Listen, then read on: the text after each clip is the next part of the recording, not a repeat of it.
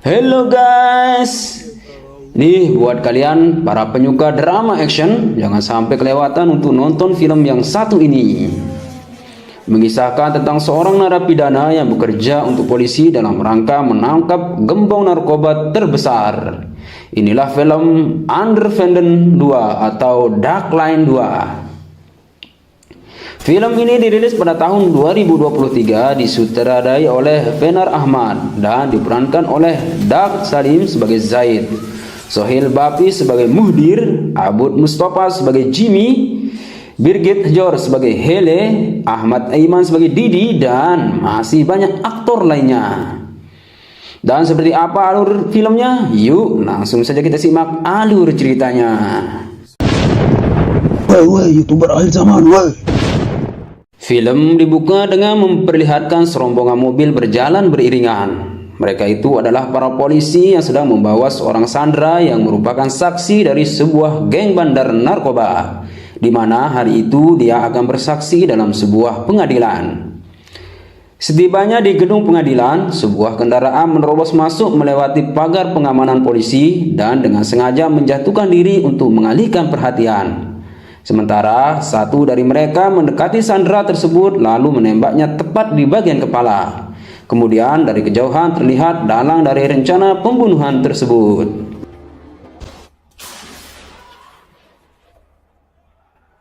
Lalu kita diperlihatkan sang tokoh utama yang sedang berada di dalam penjara bernama Zaid terbangun dari tidurnya. Selama di dalam penjara, dia itu memiliki kepribadian yang mengayomi. Suatu hari dia dikunjungi oleh seorang polisi kriminal bernama Hele. Maksud kedatangannya untuk menawarkan Zaid dalam misi penangkapan gangster dengan pemimpin bernama Muhdir Asgari. Muhdir ini adalah seorang bandar narkoba dan merupakan sosok yang cerdas, terorganisir, penuh kekerasan, merekrut generasi muda, di mana nantinya Zaid akan menyusup masuk menjadi anggota mereka dengan imbalan akan dibebaskannya dari penjara. Dengan sikap acuhnya, Zaid menunjuk penolakan karena keinginannya untuk bertobat, keluar dari kehidupan yang keras itu, lalu meninggalkan Hele di sana.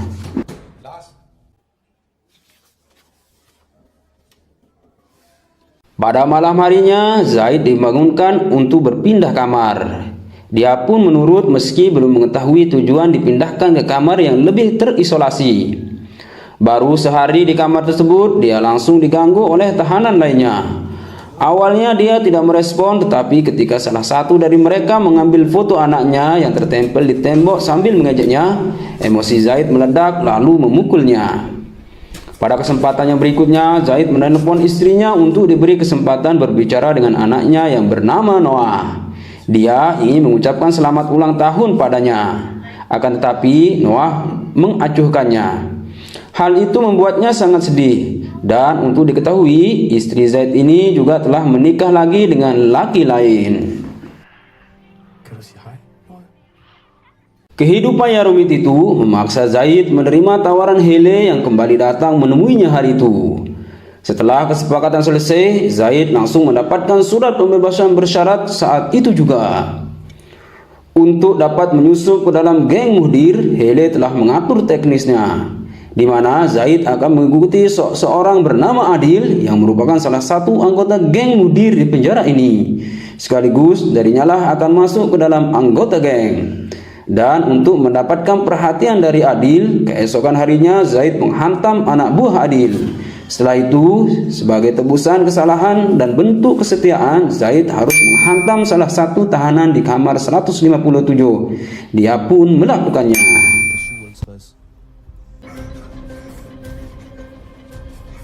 Setelah keluar dari penjara, Zaid langsung menuju apartemennya dibantu oleh seseorang pemuda bernama Didi menuju tangga 23. Zaid lalu menemui istrinya di tempat kerja di rumah sakit. Dia menemukan istrinya sedang hamil besar setelah menikah lagi. Dalam perjumpaannya itu, istrinya menyampaikan kalau Noah tidak pernah merindukannya, tidak pernah berharap untuk bertemu dengannya. Zaid meminta kesempatan untuk dipertemukan, akan tetapi istrinya belum memberikannya izin. Dan dalam kesempatan yang berbeda, Zaid hanya bisa melihat anaknya yang sedang bermain dari kejauhan.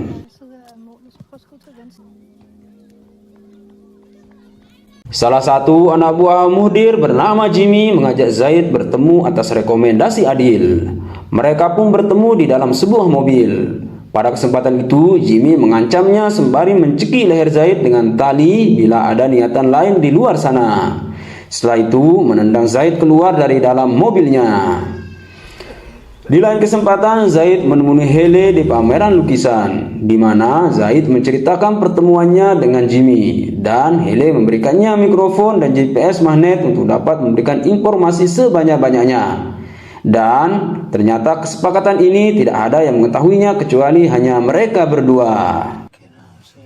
Sebelum bertemu Muhdir, Zaid menyiapkan seluruh perlengkapan komunikasinya. Sebagai anggota baru, dia dibawa dengan kepala tertutup. Ketika tiba di markasnya, Zaid diperintahkan untuk melakukan penanganan pada saudaranya Muhdir yang terkena tembakan pada pahanya, karena Zaid dianggap sebagai seorang dokter. Dan di sanalah untuk pertama kalinya dia bertemu Muhdir. Zaid lalu mengangkat peluru yang bersarang di daging tersebut, setelah itu menjahitnya dengan perlahan. Tindakannya tersebut berhasil membuat Muhdir terkesan dan menjadi semakin dekat.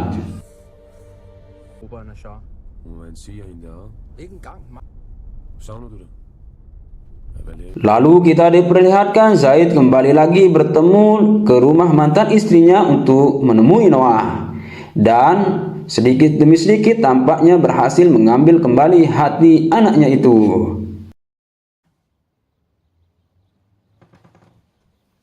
Terlihat Muhdir bersama seluruh anak buahnya termasuk Zaid melakukan pertemuan dengan gangster saingannya yang dipimpin oleh Boba di Mall Epicentrum. Geng mereka itulah yang telah menembak saudaranya itu, tetapi karena Muhdir tidak mengambil tindakan apapun, maka dia mendapat cemoohan dari saudaranya tersebut. Hal itu kemudian membuatnya emosi.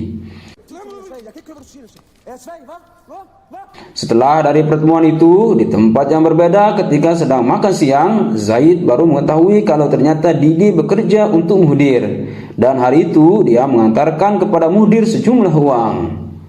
Muhdir juga memberi perintah kepada Zaid untuk mengambil barang.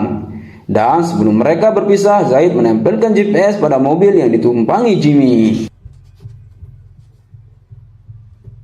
Jimmy pun mengirim Zaid ke lokasi, dan sebelum menjalankan operasinya, Jimmy menjelaskan supaya nanti saat pulang agar mengambil rute yang berbeda. Maka berangkatlah Zaid, lalu tiba di sebuah mobil kontainer yang berisi bunga-bungaan, dan barang yang dimaksud terselip di antaranya. Sebelum meninggalkan truk, dia tidak lupa menempelkan GPS. Namun sesaat akan melewati jalan, dia dihadang oleh segerombolan anak buah Boba. Mereka menghantam Zaid hingga terjatuh ke jalan, kemudian menginjak kakinya hingga Zaid mengerang menahan sakitnya. Akan tetapi kesempatan itu tidak disia-siakan. Zaid menempelkan GPS magnet ke salah satu mobil mereka. Dan setelah mengambil barangnya yang diincar, mereka meninggalkan Zaid sendirian di sana. Tergambar jelas di wajah Zaid sangat kesal dengan hal yang dialaminya itu. Supaya penyusupannya tidak terbongkar, dia meminta bantuan Hele untuk diberitahukan arah gerak pelacakan GPS. Setelah itu, Zaid segera menyusul para berdebah itu. Dan tak butuh waktu lama, Zaid tiba di markas mereka. Dengan keberaniannya, dia mengatakan sedang ada urusan dengan Boba, sehingga tidak ada yang menghalanginya untuk masuk. Setelah menaiki beberapa tangga, akhirnya Zaid bertemu dengan Boba yang dikelilingi oleh anak buahnya. Awalnya, Zaid meminta barangnya dikembalikan dengan cara yang baik-baik. Akan tetapi, Boba menanggapinya dengan angkuh, sehingga Zaid harus melakukannya dengan tindakan lebih keras. Dia menyerang Boba dan merampas pistol dari tangannya. Lalu sambil mengambil barangnya, Zaid menawan Boba agar tidak mendapatkan serangan selama perjalanannya keluar dari markas tersebut. Akhirnya dia berhasil kabur sesudah mencuri motor trail yang terparkir di jalan.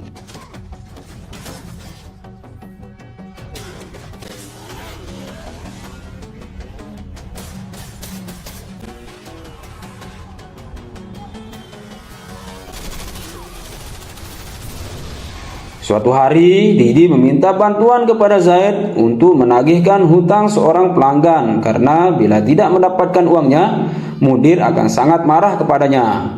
Sebab perasaan iba kepada anak muda itu, Zaid lalu menemui orang yang dimaksud dan memukulnya sambil memberi ancaman serius kepadanya. Di waktu yang berbeda, Muhdir memerintahkan kepada Zaid untuk mengambil barang sekaligus agar dapat mengendalikan Boba. Pekerjaan ini juga dilakukan bersama Didi. Setelah mengambil barang tersebut dari penjaga supermarket, mereka keluar dan menaiki mobilnya. Sementara dari kejauhan, Hele mengawasi aktivitas mereka. Beberapa saat di dalam mobil, mereka diserang tembakan hingga satu dari mereka pun tewas di tempat. Berusaha menyelamatkan diri, Zaid dan Didi berlari memasuki supermarket menuju gudang penyimpanan barang. Hele bergerak maju untuk membantu mereka dan menyusul masuk ke gudang mencari para penembak itu. Namun ketika sampai di sebuah lorong, bukannya menemukan penembak, malah berpapasan dengan Zaid. Sementara dari kejauhan Didi melihat keakraban mereka.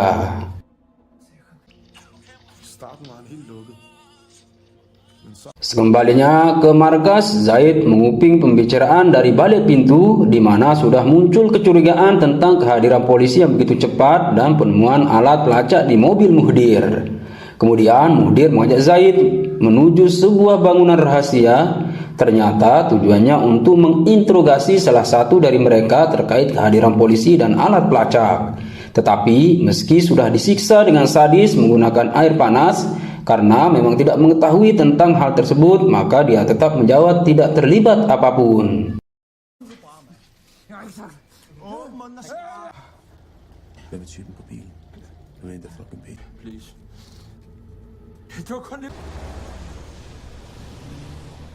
Zaid lalu menceritakan tentang pembunuhan sadis itu kepada Hele sekaligus berniat untuk mengundurkan diri. Tetapi Hele tidak setuju dengan itu. Dia memaksa Zaid agar melanjutkan apa yang sudah dikerjakan selama ini, sebab menurutnya jika berhenti maka apa yang telah dilakukannya akan sia-sia. Zaid pun tidak memiliki pilihan lain kecuali melanjutkan. Setelah Hele mengancamnya jika dia mundur, Hele akan menjebloskan lagi ke penjara 8 sampai dengan 10 tahun karena kepemilikan kokain. Setelah itu Hele meninggalkannya. Sementara di tempat yang berbeda, Muhdir yang belum mendapatkan jawaban atas alat pelacak dan kedatangan polisi lalu mencari informasi kepada Didi. Di bawah desakan, Didi pun menceritakan apa yang dilihatnya saat di gudang supermarket tentang keakraban Zaid dan Hele. Lalu anak buah Muhdir menyerang mobil Zaid yang akan mengantarkan anaknya pulang setelah seharian bermain. Akan tapi dengan kelihayannya, Zaid berhasil menghindari penembakan dan pengejaran setelah menabrak mobil musuhnya itu. Setibanya di tempat yang aman, Zaid menunjukkan rasa sayangnya kepada Noah. Dan sekembalinya ke apartemen, Zaid mendapati kamarnya telah berantakan. Dia pun menarik kesimpulan jika penyamarannya telah diketahui. Lalu ketika dia menelpon Hele dan memberitahukan tentang kejadian yang dialami serta kebocoran rahasia mereka, dari arah belakang Jimmy menyerangnya dengan balok hingga tersungkur.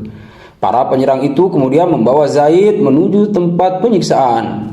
Dan sebelum hal tersebut dilakukan, Muhdir memberi ultimatum melalui telepon bila dia juga akan menyakiti Stine, mantan istrinya, dan begitu pun kepada Noah. Lalu Muhdir menutup teleponnya itu.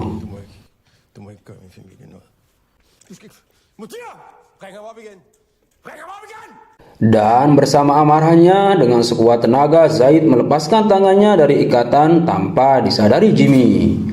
Setelah itu menyerang Jimmy hingga mereka pun berduel. Dan Zaid pun berhasil menyelesaikannya dengan menyikut leher Jimmy hingga tewas.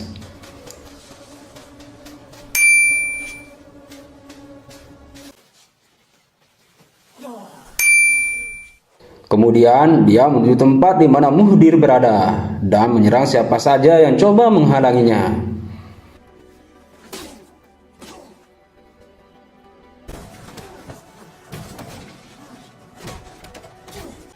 Sementara dari arah belakang, Muhdir menyerangnya dengan tembakan hingga Zaid pun terjatuh. Saat terpojok seperti itu, Didi datang dan mendorongkan pistol kepada Muhdir bermaksud membantu Zaid. Dan ketika Muhdir berjalan mendekati Didi dengan pelan, Zaid menembak Muhdir dari belakang hingga tewas. Dan mereka berdua meninggalkan tempat tersebut untuk kembali ke rumah masing-masing.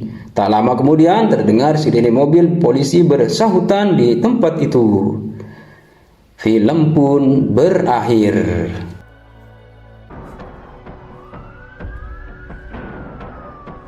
Thanks for watching and enjoy with me. See you later and goodbye. Dadah.